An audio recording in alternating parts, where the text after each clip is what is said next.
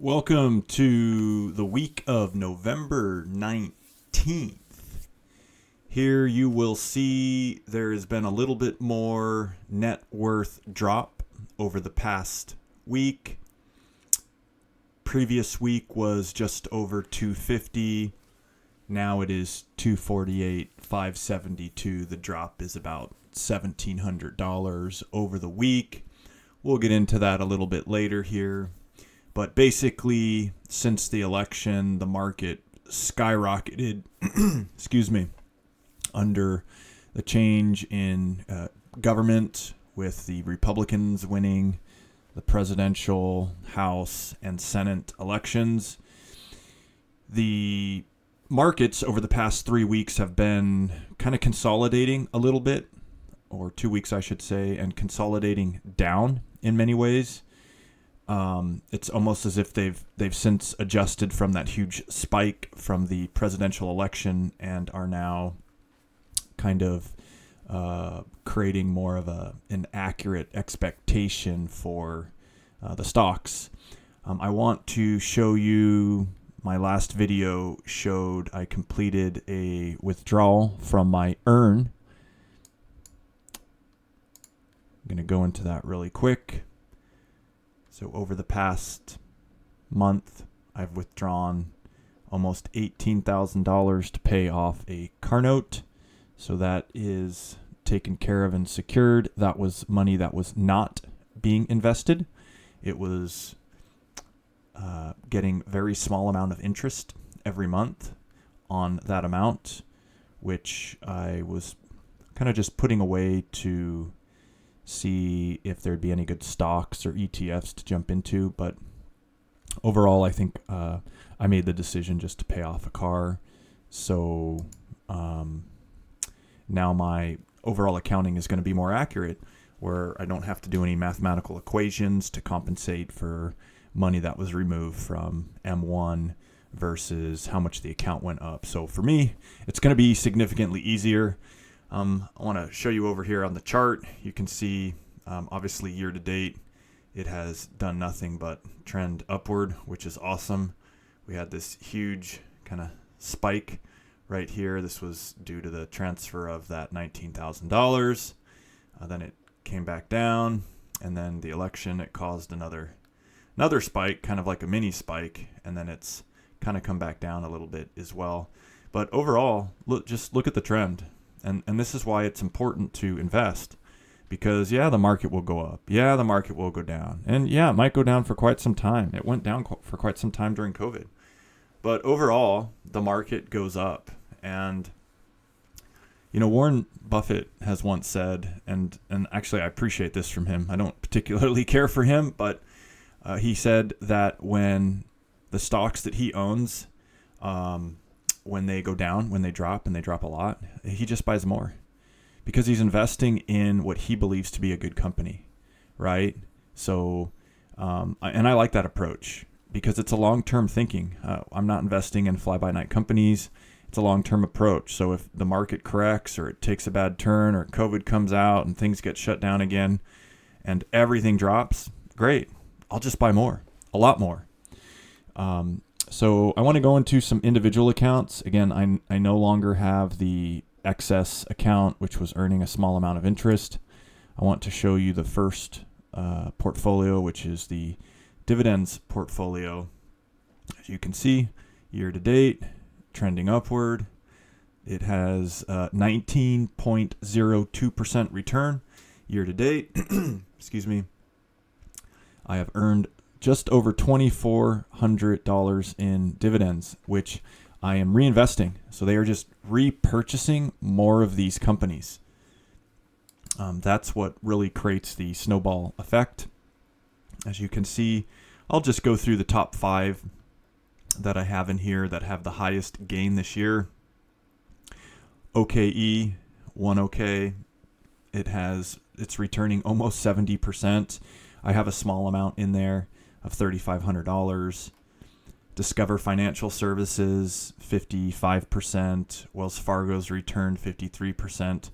Unfortunately, these companies I have small values in, and I generally don't purchase them a lot because they're individual stock companies, and I'm not a fan of individual stock companies and picking them. I think there's too far of swings that can occur, and I'm not trying to get in and then continue to watch it and then sell it when it's high.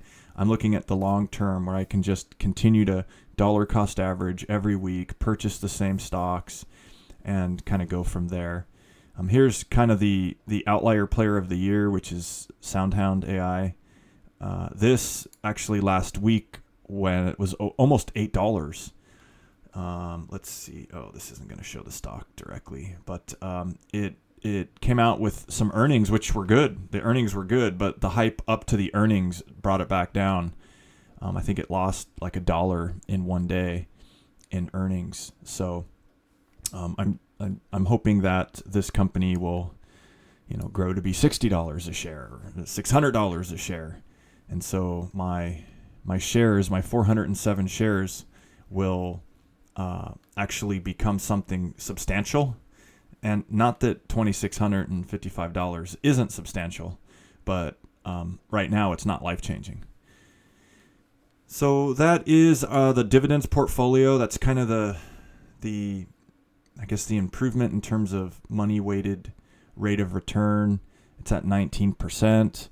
I'll go to the IRA dividends portfolio. That is 17.66%. So this one is not doing quite as good. I think collectively that puts the average of just over 18%, which that's a great year nonetheless. There's still 6 weeks left in the year. So we'll see, if the market's going to continue to go up. We still have the holiday season. We still have Black Friday. We still have a lot of things that are going to come out and potentially help retail, which will increase stocks for the rest of the year. So this particular portfolio, I've earned a little bit more in dividends, $2,600. And I want to take a look at the biggest gainers. So this portfolio doesn't have quite the gains in terms of percentage. Vanguard Growth, that is 30.2%. Then I have VU, that has returned 25%, but at least that's a substantial value in my opinion. $10,000. It's not $2,500. It's not $1,500. So I do have some of these stocks that have returned, over 20%, and I have, more than just a few $1,000s in them. So DVY, almost $7,800 I have in it. SPYD, almost $9,000, and that's still returning 20% this year. So, of course, my biggest, fund that I like is the SCHD. That's at, 16% this year. It's gone up $4,588.32. I have $33,000 in that ETF. And again, that is one that I just roll my dividends in, and I purchase more shares. And historically, the month of December has been the best dividend month that I've had. So I'm kind of excited to see what this year looks like. I've already broken $1,000 a month several times in dividends, and not the fourth quarter, but the second or third quarter. And so I'd like to see where I'm going to fall for this year. I do track those. I'll be showing you that as well. I think it's important to track anything, whether it's weight loss, muscle gain, your finances. I think tracking helps you realize where you're at, where you plan to be, where you're going. It's almost like a map and a navigation tool. And I think without tracking that, you're a little bit lost at sea and not necessarily knowing where you want to go. And so that's one of the reasons why I think tracking is so important. So getting back to this overall, my M1 account, since the beginning of the year, it has gone up $71,926.97. Again, probably $20,000 of that or so is my deposits that I make every week into the account. And then the rest of the other 50,000 is growth, just growth from the market. I'm averaging, 18% in each account.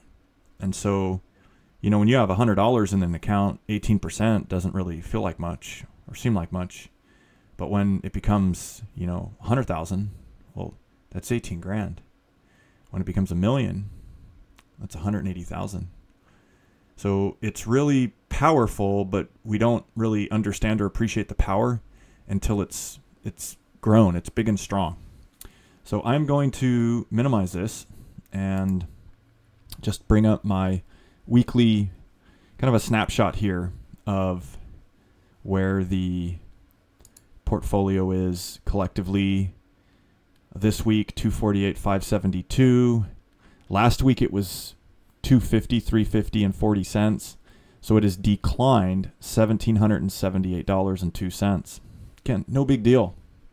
But Rudy, look at all these negatives. You're right. Look at all those negatives. That's the market. And you can't be afraid of that, because what you have to look at, and most people look at all this and they get fearful and they get scared and all of this. Look where I started. So I started tracking this, 7 weeks ago? And you can tell that I've gone up, $7,500 in 7 weeks. That's over $1,000 a week, right? So if you just extrapolate that over 52 weeks, that's $52,000 a year of an increase one would expect just based on this transactional record. So you can't major in the minors, as they say, and really focus too much on, but week by week it's gone down. Overall, it has gone up. And, we have 6 more weeks in the year. And I'm excited to see where it's going to land, where it's going to put me. Is it going to be, under 250? Will I be over 250? But nonetheless, it's going to be an increase, and it's going to be a great launching pad for 2025. So I appreciate it. Thank you very much. Have a great day.